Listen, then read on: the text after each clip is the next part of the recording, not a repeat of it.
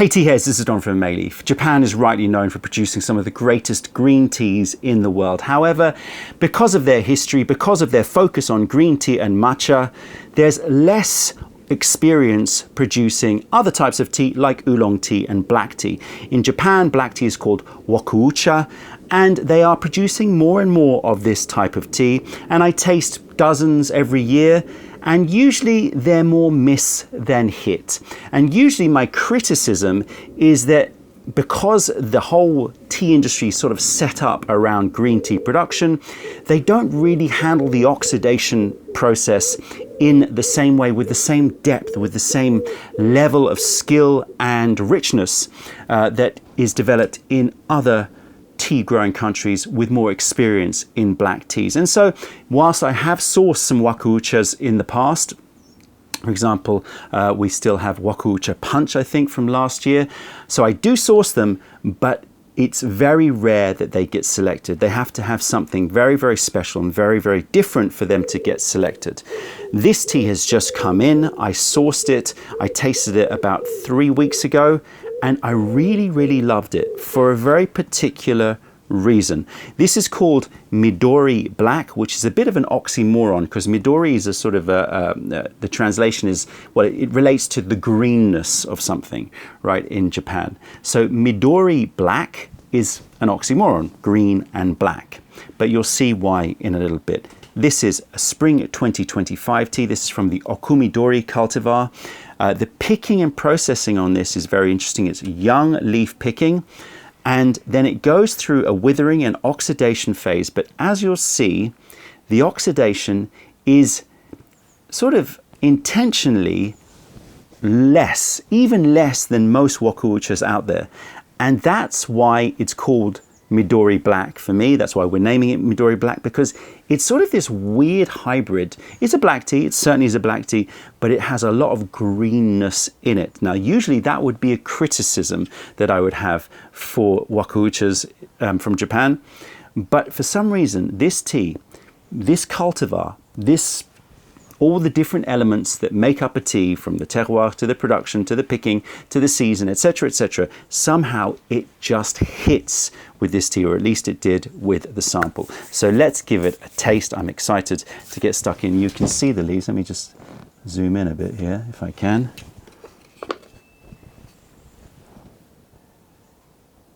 You can see they definitely have a green tinge to them, and you will notice when I actually brew into these leaves that, wow, it definitely has a lot of green in it. Okay, we're going to heat up. We've gone full Ruyao. Now, I have sourced some Ruyao TEAWARE. I'm continuously being asked for teapots that are Ruyao, and I always tell people, yeah, but you know, they're not the same sort of grade as the handmade, you know, clay teapots and the handmade terroir, porcelain pots and gaiwans. But everyone keeps asking, can you just source some affordable Ruyao porcelain? So here you go. I've got 2 pots and I've got some Gong base. So it's available now, finally. That's what happens. If you pester me enough, I will succumb.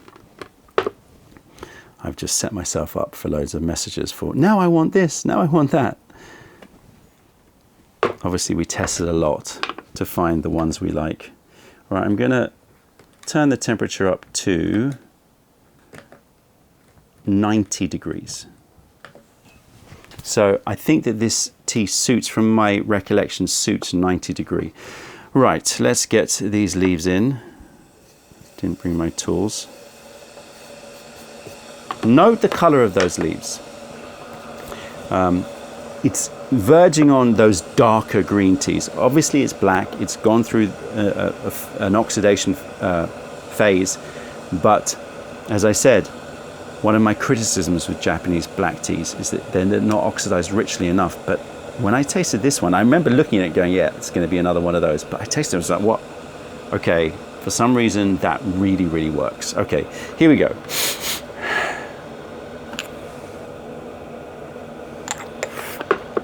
Because on the nose, you are hit with this beautiful combination on the one hand, it's reminiscent of a Chiman black tea, Chiman Haoya, the very fine Chiman teas. It's got a carameled and nutty note to it.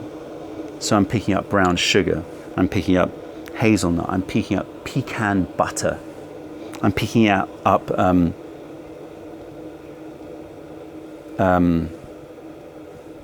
those very, very warming nutty notes.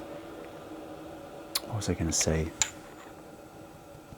Yeah, hazelnut. I was going to say nougat, but it's too blonde, it's too white, it's darker. It's like as if nougat is made with brown sugar, which it's not. But then on the other hand, you get this wonderful green note. And the green notes are developed. So I'm noting figs, fresh figs, torn in half. The smell of a florist when you walk in, cut stems, but in a warm hothouse, greenhouse. So it's just like, it's deeper and it's less fresh, but it's got that figgy, verdant note to it. Verdant, wrong. It's got that figgy, vegetal plant note to it, combined with the hazelnuts and the pecan butters and poppy seeds, poppy seed desserts. Quick rinse. I've got a little cat here that I got from China. There's a whole story behind this cat. I'll try to find the episode of the vlog where I talk about this cat, and I'll put it in the description below. All right, so now the smell of the wet leaf. Ah, man, you know, it's amazing. It's this amazing burst of rich, wide spectrum notes. So the poppy seed desserts, the pecan butter, the hazelnuts, definitely there. The figs are there, moving into like apple, but Fuji apple, very fresh, very light apple fruits. And then I'm reminded of an art class. I'm reminded of, okay, it's going to sound weird, but it's very reminiscent of PVA glue. Wood glue, that white glue that you peel off your fingers when it dries off. It's part of the pleasure of using it. That wood glue, pencil shavings, clay. So it's just straight up like art class combined with eating like a poppy seed bagel from Eastern Europe, dipped in maple syrup. There's loads of maple syrup. Some plain yogurt, the PVA to the yogurt, that sort of sour note going on. Yeah, brown sugar. And then the flowers come through. A lilac. Loads of lilac. Rose. Not the zesty roses, more of just the deep sweet roses. And then there's a touch of nori seaweed. Like the dark, almost toasty nori seaweed. So there's a savory interest in there as well. It's really wide spectrum, from the savories to the nutties to the sweet sugars to the non-food notes, the pencil shavings, PVA glue, clay, to the flowers. And yeah, it really struck a chord with me when I tasted it the first time. I was like, wow, this is doing something different. Or at least, you know what, in a weird way, it feels like it's embracing what I called a weakness in Japanese wakouchas. It's like embracing that and going, no, this is who we are and this is what we're about, and we're going to actually use it to our advantage. That's the feeling that I get when I tasted this tea. It was like, oh, okay, all right, I'm wrong, hold my hands up. You're developing a style here, and that is great. Develop, you know, your own style that suits your area and your production, etc. And yeah, I think that this could be a real interesting development in Japanese tea, this sort of black-green combo, Midori black combo. This is from the Okumidori variety, which is known for being very floral. Color of the liquor might be a bit difficult for you to see. It is a classic black tea, golden brown, but there is again a little hint, I don't know if you can see it, let's see if I can zoom in, a little hint of green in there. Maybe when I put it in the cup, you can see it a bit more.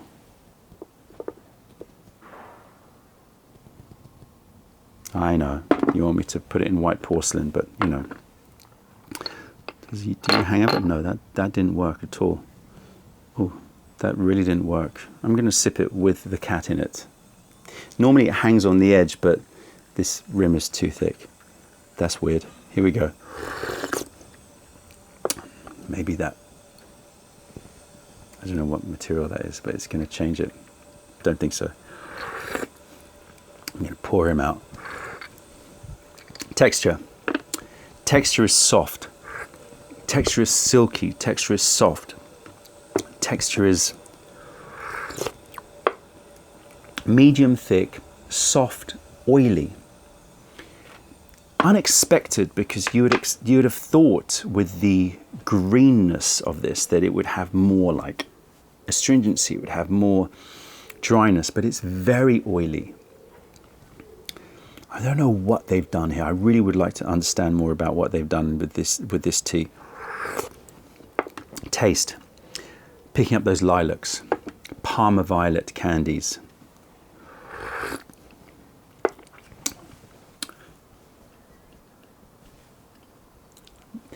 Remember I was saying nougat before, like again, I'm thinking like meringues, but if it was made with brown sugar again.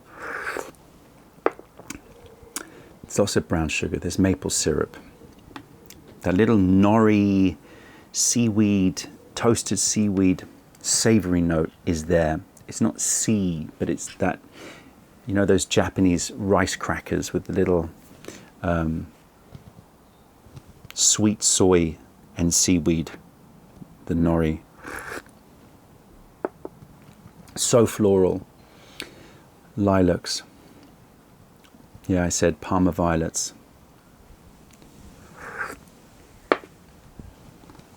The pencil shavings are still there. The clay PVA glue note is still there.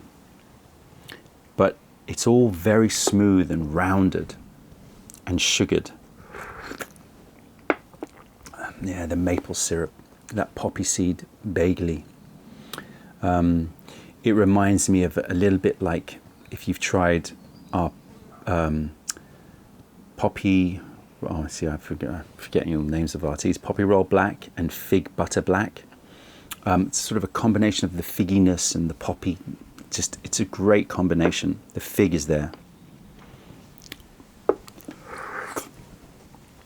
It's just lovely because it's celebrating and accentuating the lushness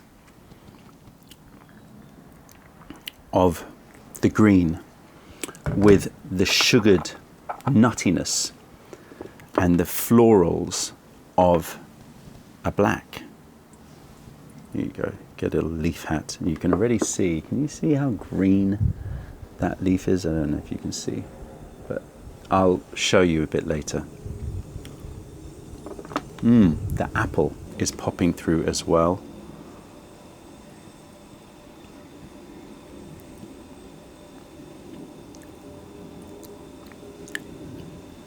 And it's leaving my mouth with,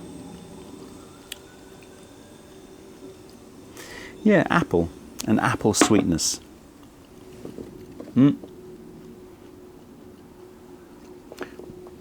Parma violet and apple. So flowers and fruits in the finish.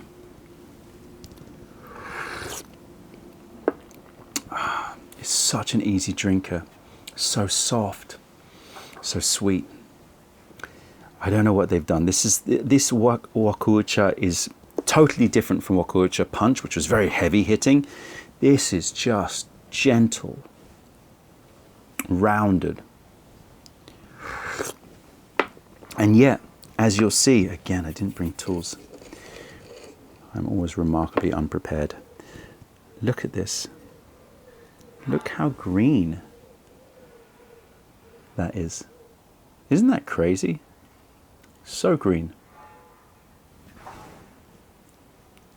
So if I showed you that and I said this is a tea that I just brewed, probably it wouldn't be unsurprising for you to say, oh, that's a green tea or an oolong tea, not a black tea.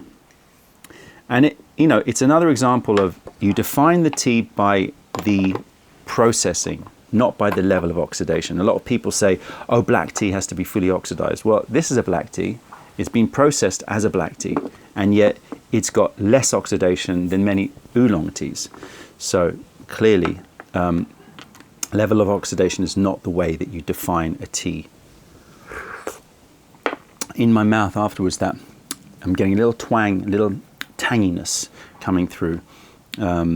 Again, nothing acidic. It's still all gentle and sweet, but it reminds me of those big muscat grapes. Not muscatel grapes, these big muscat grapes that you usually find in the East. And those Fuji apples, chunky fruits, expensive fruits. The maple syrup and Parma violets is the first thing. Then you get the nuts and the poppy seeds. Then you get the fruits. Feeling in my body from a couple of infusions feels like there's caffeine, but it's very, very relatively chilled and light. Short video. Let me quickly smell the empty Gong Dao Bei.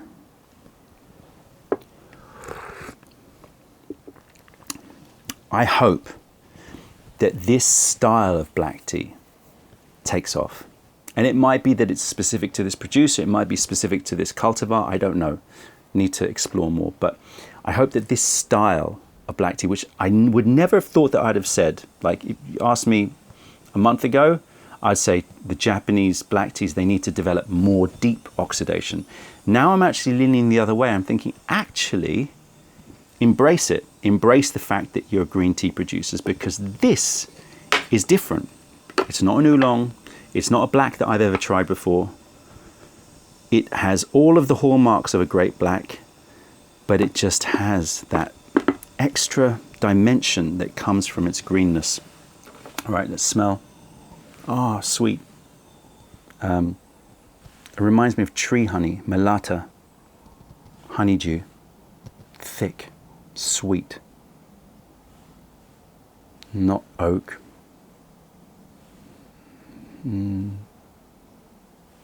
Carob, oh no.